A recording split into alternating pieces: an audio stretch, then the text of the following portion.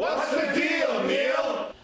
And what is the deal with thousands of fast food workers taking another day off for protest, demanding a doubling in the minimum wage to $15 an hour? Restaurant manager Barry writes, "Keep pushing it, guys. I'm automating my stores as fast as you guys are leaving them to go out and protest." Smith in Texas, if you raise the minimum wage to $15, it will put many out of business. These types of businesses have high turnover rates. Raise prices too much, no one will go. I certainly won't. Nick via Gmail. So let me get this straight. A person flipping burgers should get paid more than an E5 with less than 3 years of service in the military? If the hourly rate is raised to $15, maybe everybody should flip burgers instead of fighting for our rights. That's a very good point, Nick. It's actually an excellent point. Ed in Texas, are you kidding me? Since when do you get paid anything without earning it? Look at the caliber of people striking. They think the country owes them something. You want more dollars, roll up your sleeves and earn it. Carter writes, it would be interesting to know how many of the protesters are truly fast food workers. Not many, I suspect. Tim in Minnesota, Neal, many union contracts are tied to the minimum wage. If the minimum wage goes up, other union members also get raises. You are quite right about that, Tim, which could explain why unions are keenly and now so suddenly interested in these workers' plight. Jam emails, I agree with you, Cavuto. I could see increasing the minimum wage, but doubling it and holding the country essentially hostage over it? Forget it. And forget these clueless clowns and their union handholders, too. And Pepsi disagrees. Tell me why someone who sits at corporate offices and does very little to contribute to my success of my restaurant should make a six-figure income while I make $2.83 an hour. Maybe if the people at the top made the money they actually earned, there would be money to give us hard laborers what we deserve.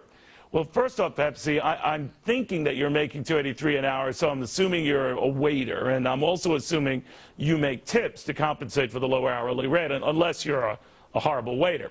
Second, be very careful demanding folks make the money you think they deserve. By that measure, LeBron James or Tom Brady deserve nowhere near the tens of millions they make.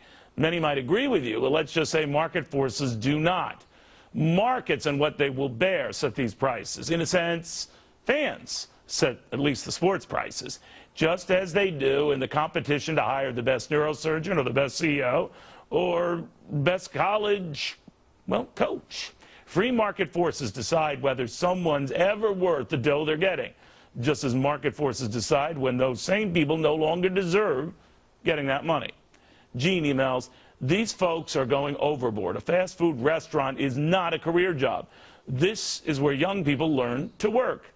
If they raise the hourly wage too high, many people are going to lose their jobs. Paul in Pittsburgh, anybody working in the fast food industry that isn't satisfied with their pay should quit. When McDonald's then doesn't have enough employees, they will have to raise wages. No union. Well, there is that. Pam, the SBC Global, no one goes into a fast food joint to work and says, this is where I want to spend the rest of my life. That is, unless they want to become a manager or, who knows, CEO someday. So let's all get real. And let's also get real about this whole Washington Redskins controversy, especially as we head into the opening weekend for professional football. Tom via Gmail. I've not heard of anyone complaining about Redskin potatoes. Maybe the football team ought to be called the Washington Redskin Potatoes. Now that is a compromise. Then there's Edward. The politically correct crowd is right. The team name is offensive. They should be called the Maryland Redskins. Sally writes, why not do what Prince did and call them the team formerly known as the Redskins? You know, you're not the only one who thought of that. Anyway, tip, how would you feel, Cavuto, you arrogant wop, if they called them the DC Dagos? Well, it depends how they play that tip. And by the way, no racism at all inherent in your remarks, right? It's a short week, but it's felt like a very long week.